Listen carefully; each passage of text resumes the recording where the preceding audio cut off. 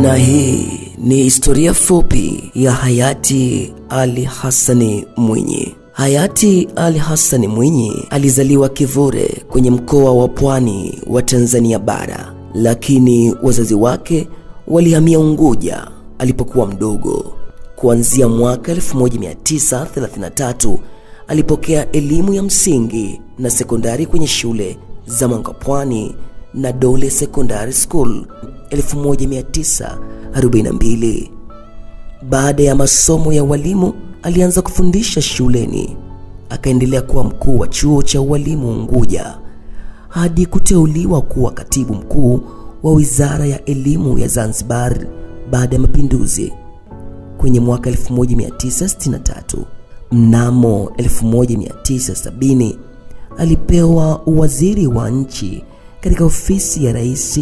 Akaendelea na vyeo mbalimbali katika serikali ya Zanzibar, pamoja na waziri wa afya, wa mambo ya ndani na wa utalii. Alihudumia pia miaka 5 kama balozi wa Tanzania nchini Misri. Kwenye Januari 1984 aliteuliwa kuwa rais wa Zanzibar baada ya mtangulizi wake Aboud Jumbe Mwinyi alilazimishwa kujiuzulu. Katika nafasi kama rais wa Zanzibar, alikuwa pia makamu wa rais wa muungano. Katika uchaguzi wa mwaka 1985 aliteuliwa na CCM kuwa mgombea wa nafasi ya rais wa taifa. Akachaguliwa bila mpinzani katika mfumo wa chama kimoja. Wakati wa urais wa kitaifa wa Mwinyi, sera za ujamaa zilianza kugeuzwa. Hapo ndipo tumepata kauli yake ruksa. Baada yake sera za soko huria zilianzishwa. Masharti ya kuingiza bidhaa kutoka nchi za nje yalipunguzwa na uzalishaji wa biashara ya watu binafsi ulihamasishwa. Mwaka wa 1991 Mwinyi alianzisha tume ya Nyalali aliyopendekeza kuanzisha mfumo wa vyama vingi nchini. Wakati wa awamu yake kwenye mwaka 1995 ulitokea uchaguzi wa kwanza wa vyama vingi vya kisiasa nchini Tanzania. Sera za soko huria za Mwinyi zimeendelezwa chini ya Rais Benjamin Mkapa.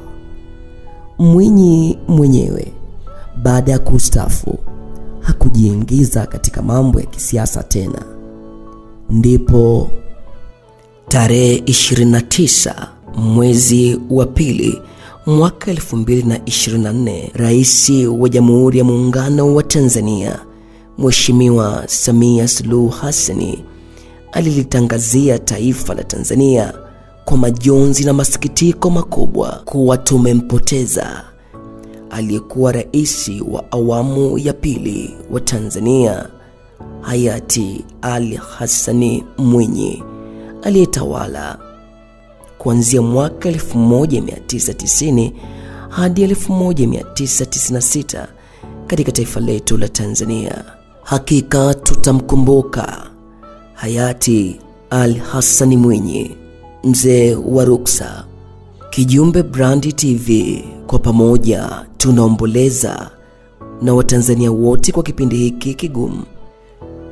Kwa pamoja tunasema Mungu amlaze mahali pema peponi hayati Ali Hassan Mwinyi, mzee wa ruksa.